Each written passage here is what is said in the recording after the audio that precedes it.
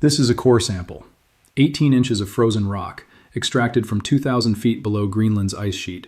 Looks like gray rubble. Cost about $47,000 to extract and analyze.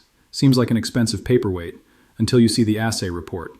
This particular sample contains concentrations of rare earth elements, uranium, zinc, and copper, that would be extraordinary anywhere on Earth.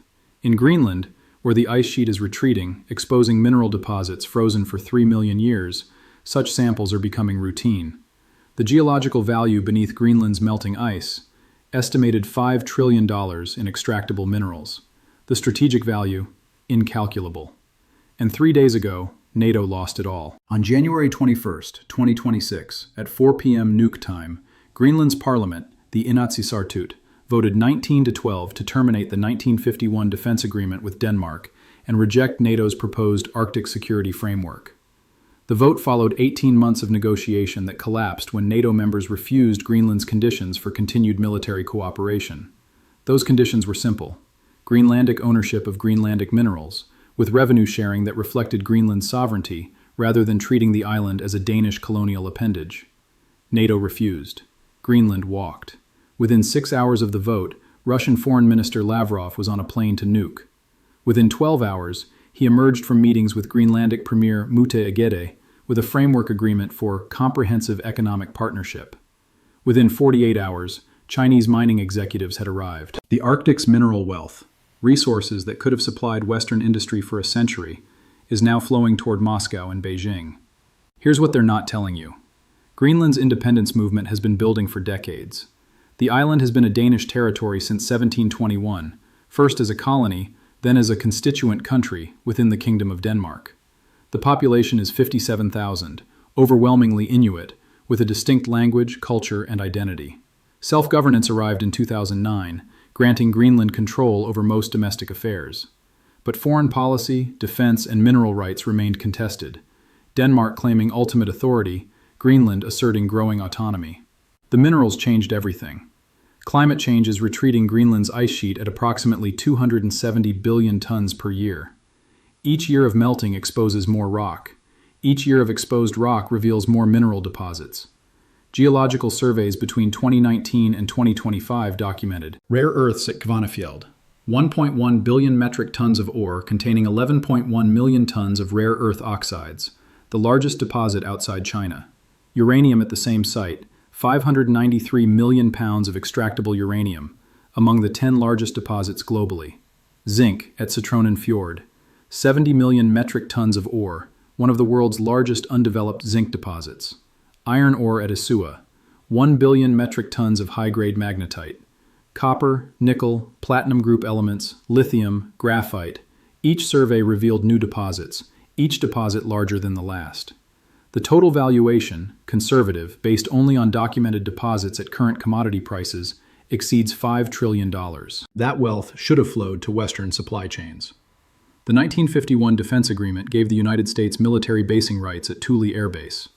NATO's proposed Arctic security framework would have formalized Allied access to Greenlandic resources in exchange for defense guarantees and infrastructure investment. The framework failed because NATO negotiators treated Greenland as a territory to be managed, not a partner to be respected. At 9:30 a.m. Eastern on January 22nd, I spoke with a European diplomat who participated in the framework negotiations. The diplomat agreed to speak anonymously. We approached Greenland as though they needed us more than we needed them. We offered defense guarantees they didn't ask for. We offered infrastructure investment with conditions that preserved Danish and EU control over mineral revenues. We never treated them as sovereign partners with leverage. I asked about the revenue sharing dispute. NATO's position was that Greenlandic mineral exports should be coordinated through EU critical materials frameworks. Greenland would receive royalties, generous royalties, 15%, but marketing rights would remain with European entities. Greenland wanted majority ownership of mining ventures and control over who they sold to. I asked why NATO refused. Because accepting Greenlandic terms meant accepting that a territory of 57,000 people could dictate terms to an alliance of 950 million. The precedent was unacceptable. In retrospect, the precedent of losing Greenland to Russia is worse. This is where the lie becomes unsustainable. NATO's Arctic strategy assumed that Greenland's options were limited. Where else could a tiny Arctic territory turn for development capital, security guarantees, and market access. The assumption ignored what Russia and China were offering. Russia's Comprehensive Economic Partnership Framework, the document Lavrov carried to Nuuk, offers Greenland 51% ownership of all mining joint ventures. Russian state mining companies provide capital, equipment, and expertise. Greenland provides access and sovereignty. Revenue splits favor Greenland by design. The framework includes no military provisions. Russia isn't seeking bases in Greenland, not yet. They're seeking economic integration that creates dependency over time. Military cooperation follows economic integration. The sequence is patient, strategic, and proven in Russia's relationships with Belarus, Central Asian states, and Syria. China's approach parallels Russia's. Chinese mining executives arrived in Nuuk offering no-strings development partnerships, financing that doesn't require democratic governance conditions, environmental standards that can be adapted to local circumstances, and guaranteed purchase of all mineral output at premium prices. The combined Russian-Chinese offer exceeds anything NATO provided, not in total value, but in terms that respect Greenlandic sovereignty and maximize Greenlandic benefit. Greenland chose sovereignty over alignment. The choice was rational given the options presented. At 11 a.m. Moscow time on January 23rd, Russia's Ministry of Natural Resources issued a statement welcoming Greenland's courageous assertion of resource sovereignty and announcing immediate technical cooperation to assess development opportunities. The statement's speed was notable. Russia had clearly prepared for this outcome, had documents drafted, teams assembled, partnerships structured. The preparation suggests Russian intelligence understood NATO's negotiating failures before NATO did. At 3 p.m. Beijing time the same day, China's Ministry of Commerce announced preliminary discussions regarding Chinese participation in Greenlandic mining development. The announcement mentioned mutual benefit and respect for sovereignty, phrases designed to contrast with NATO's approach. The contrast is deliberate. Russia and China are not offering better terms because they're more generous. They're offering better terms because they understand that terms matter more than total value when dealing with sovereignty-conscious partners. NATO offered more money with more conditions.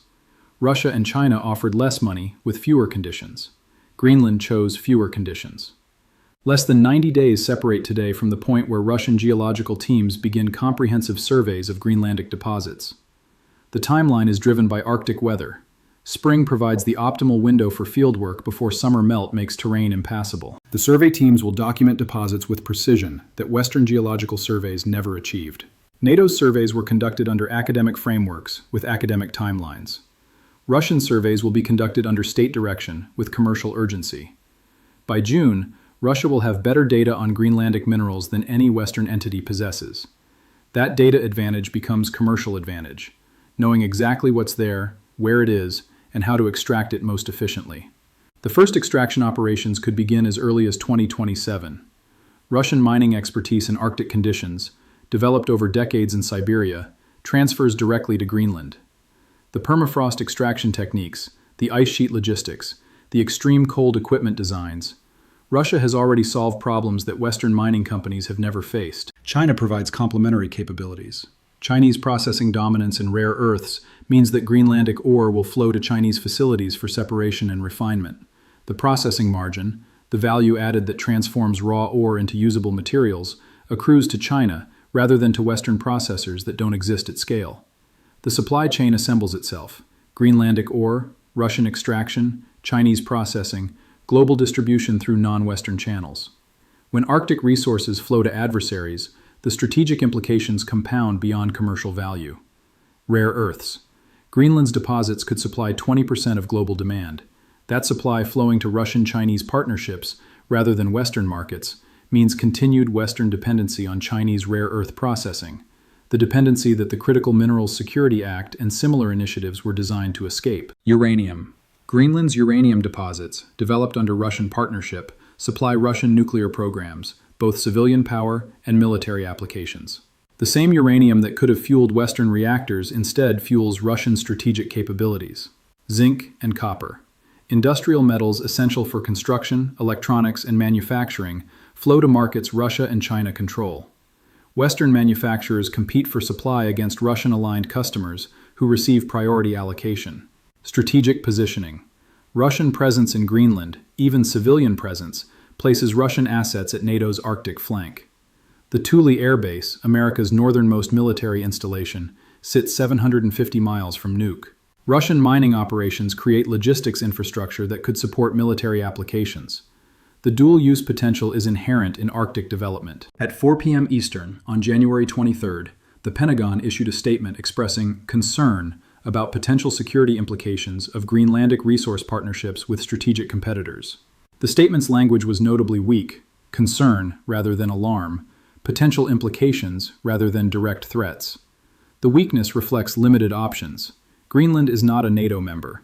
Denmark remains in NATO, but Denmark no longer controls Greenlandic foreign policy on resource issues. Military responses to civilian mining partnerships are not credible. Economic responses, sanctions on Greenlandic officials or Russian mining entities, would push Greenland further toward Moscow. NATO's leverage evaporated when the framework vote failed. The time for leverage was during negotiation. Now there is only damage control. While NATO scrambles, Russia executes a prepared playbook. The speed of Russian response confirms that Moscow anticipated this outcome and planned accordingly. At 8 a.m. Moscow time, on January 24th, Rosatom, Russia's state nuclear corporation, announced formation of a subsidiary specifically for Greenlandic uranium development. The subsidiary, Arctic Resources Corporation, was registered with 10 billion rubles, $110 million, in initial capital. You don't form subsidiaries and register capital in 72 hours. The subsidiary was prepared weeks or months in advance, waiting for the trigger event. At 11 a.m. the same day, Norilsk Nickel, Russia's mining giant, announced strategic interest in Greenlandic rare earth and platinum group metal deposits. Norilsk's expertise in Arctic extraction makes them the obvious partner for operations that other mining companies couldn't execute. At 2 p.m., the Russian Direct Investment Fund, the sovereign wealth fund that coordinates strategic investments, announced $5 billion earmarked for Arctic resource development partnerships. The fund explicitly mentioned Greenland as a priority target. $5 billion in committed capital, announced within 72 hours of the framework vote. The capital was ready. The strategy was ready. Only the political trigger was awaited. Russia didn't create Greenland's grievances with NATO, but Russia positioned itself to benefit from those grievances, ready to move the moment the opportunity emerged. What the informed understand is that NATO's Greenland failure represents a pattern, a repeated inability to adapt negotiating postures to partners who have genuine alternatives. The same dynamic is playing out in Africa, where Chinese infrastructure investment displaces Western influence. The same dynamic played out in the Middle East, where Saudi Arabia and UAE diversified partnerships beyond traditional American alignment. The same dynamic threatens in Southeast Asia, where nations balance between American security and Chinese economic. In each case, Western negotiators assume their partners have no real alternatives. In each case, Russia and China demonstrate that alternatives exist. In each case, Western influence diminishes because Western offers don't match partner priorities. The pattern isn't inevitable. NATO could have offered Greenland majority ownership and genuine sovereignty over resources. The offer would have required Denmark to relinquish claims it has maintained for 3 centuries. Difficult, but not impossible. The pattern continues because Western institutions struggle to treat smaller partners as genuine equals rather than subordinates to be managed. The struggle is cultural, institutional, and ultimately self-defeating. At 6 p.m. Copenhagen time on January 24th, Danish Prime Minister Frederiksen addressed Parliament regarding the Greenland crisis. Her speech was notable for what it acknowledged. We have failed to recognize that Greenland's path toward full sovereignty is not a threat to be managed, but a reality to be respected. Our negotiating approach reflected assumptions about Danish-Greenlandic relations that Greenland no longer shares. We must accept the consequences of our failure. The speech stopped short of accepting blame for NATO's failure. That blame is distributed across alliance members who endorsed the negotiating position. But Denmark, as the nominal sovereign, bears primary responsibility for misunderstanding Greenlandic priorities. The acknowledgement comes too late. The framework vote is final. The Russian partnership is advancing. The Arctic's mineral wealth is flowing east. The core sample weighs about 5 pounds. The rock inside it is 3 billion years old, formed when the Earth was young, before complex life existed, when the continents were arranged in configurations unrecognizable today. That rock contains elements forged in stellar explosions billions of years before Earth existed. The elements concentrated through geological processes spanning eons, processes that created the specific mineral assemblages now exposed by melting ice. The exposure is temporary in geological terms. Another ice age will cover these deposits again in thousands of years. But in human terms, the exposure is permanent. The minerals are accessible now, for the first time in 3 million years. Whoever extracts them controls supply chains that shape industrial civilization. Whoever controls those supply chains shapes the 21st century's technological development. That control was available to NATO. It required only recognizing Greenland as a sovereign partner rather than a colonial appendage. It required only offering terms that respected Greenlandic priorities, rather than subordinating them to European coordination frameworks. NATO offered coordination. Russia offered sovereignty. Greenland chose sovereignty. $5 trillion in minerals. 90 days until Russian surveys begin. 24 months until extraction operations commence. The timeline to losing the Arctic has started. The core sample sits in a nuke laboratory, awaiting Russian geologists who will analyze it with more care and urgency than Western geologists ever showed. The rock is 3 billion years old. It waited 3 million years under ice. It will not wait for NATO to reconsider. Russia is not waiting. China is not waiting. The Arctic mineral rush is underway, and NATO is watching from the outside, wondering how 57,000 people on an ice-covered island outmaneuvered an alliance of 950 million. The answer is simple. Greenland knew what they had. NATO never learned to ask what Greenland wanted. The $5 trillion flows to those who asked. The core sample is just a rock. The strategic failure is everything.